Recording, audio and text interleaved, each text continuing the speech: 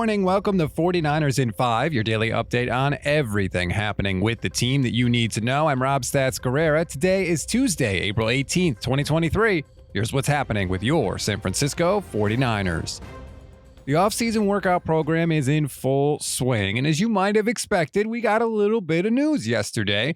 The Niners announced the signing of two wide receivers. One we knew about, and the other was a surprise. First, Jauan Jennings was an exclusive rights free agent. Not anymore. He has signed his tender offer. He is back in the fold. Not surprising, but again, always nice to have a solid player back on the roster. And as a reminder, 66% of his catches went for either a first down or a touchdown last year.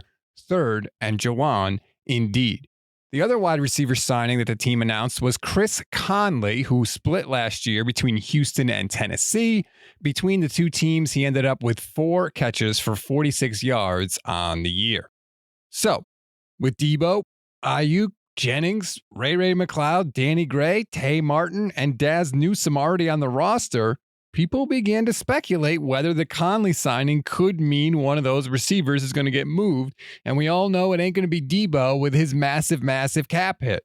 So Brandon Aiyuk is, of course, the logical candidate given the other contracts on the team, and they haven't yet decided to pick up his 5th-year option, but I don't think the Conley signing can tell you anything one way or another. Remember, almost a year ago to the day, the 49ers signed Marcus Johnson to play wide receiver for them, and he ended up playing a grand total of 0 snaps for the team in 2022 because he was cut in August. So you can't really divine anything one way or the other because of the Conley signing. But I do think that it's possible Brandon Aiyuk gets traded before the start of the regular season and possibly during the draft.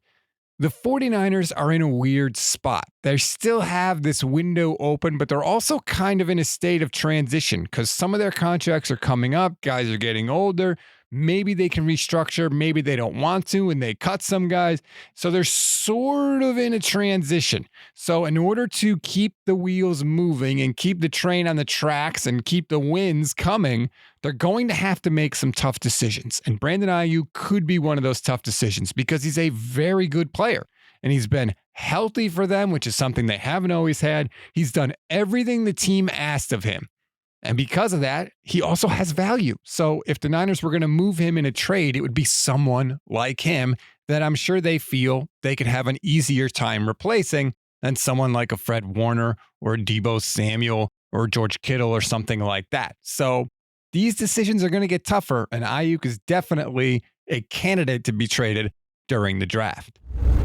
We always give you one thing to read, one thing to watch, and one thing you might have missed. One thing to read on this Tuesday. If you feel left out of all the 1- and 2-round mock drafts that are going around, guess what? It's your lucky day. Dane Brugler has just put out a full 7-round mock draft for The Athletic. It has picks and profiles on many of the 49ers selections.